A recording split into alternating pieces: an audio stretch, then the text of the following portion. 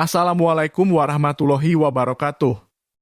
Dalam kehidupan sehari-hari, memahami konsep najis dan cara menyucikannya sangat penting untuk menjaga kebersihan diri, tempat, dan keabsahan ibadah kita. Pada video ini, kita akan menjelaskan 3 macam najis dalam Islam dan bagaimana cara menyucikannya sesuai tuntunan. Dengan pengetahuan ini, semoga kita lebih teliti dalam beribadah.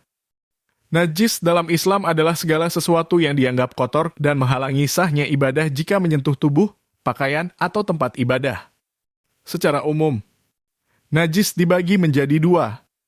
Pertama, najis ainiyah, yaitu najis yang kasat mata seperti kotoran atau darah. Dan yang kedua adalah najis hukmiyah, yang tidak kasat mata, seperti bekas najis yang sudah mengering dan hilang bentuknya namun masih ada hukumnya. Pertama, mari kita mulai dengan najis mughaladhah, yaitu najis berat. Contohnya adalah anjing dan babi beserta segala yang berkaitan dengannya. Untuk membersihkan najis ini, Islam mengajarkan bahwa pembersihan harus dilakukan dengan mencucinya sebanyak 7 kali dan salah satu cucian menggunakan tanah atau bahan lain yang memiliki daya abrasif. Proses ini mencerminkan pentingnya kehati-hatian dalam menjaga kebersihan dari najis berat. Kedua, najis mukhaffafah, yang berarti najis ringan. Contohnya adalah air kencing bayi laki-laki yang masih mengonsumsi ASI eksklusif.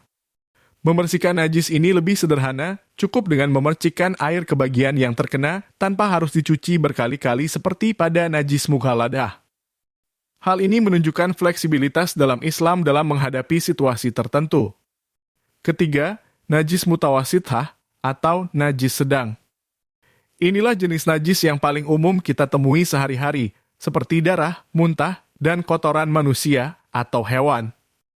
Cara membersihkannya adalah dengan mencuci bagian yang terkena hingga benar-benar hilang bentuk, warna, dan bau najis tersebut. Metode ini menekankan pentingnya kebersihan sempurna untuk memastikan najis tidak mengganggu keabsahan ibadah. Bagaimana cara menyucikan najis-najis ini? Mari kita lihat lebih dekat. Untuk najis mughaladhah, setelah mencucinya 7 kali, salah satu cucian harus menggunakan tanah atau bahan abrasif lainnya.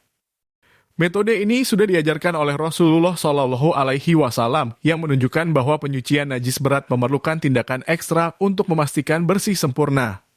Sementara untuk najis mukhaffafah, cukup dengan menyiram atau memercikkan air ke bagian yang terkena tanpa harus dikucek atau dicuci berkali-kali. Praktik ini mempermudah kita, terutama bagi ibu yang merawat bayi. Adapun untuk najis mutawasithah, proses pencucian dilakukan hingga hilangnya bekas najis secara kasat mata, yaitu bentuk, bau, dan warna. Jika salah satu masih tertinggal, maka najis tersebut belum dianggap hilang. Contoh paling sederhana adalah mencuci pakaian atau lantai yang terkena najis hingga bersih sempurna. Mengerti jenis-jenis najis dan cara membersihkannya adalah langkah penting dalam menjaga kebersihan dalam ibadah. Dengan pemahaman ini, kita bisa lebih teliti dalam memastikan keabsahan salat dan ibadah lainnya. Semoga video ini dapat memberikan pengetahuan baru dan bermanfaat bagi Anda.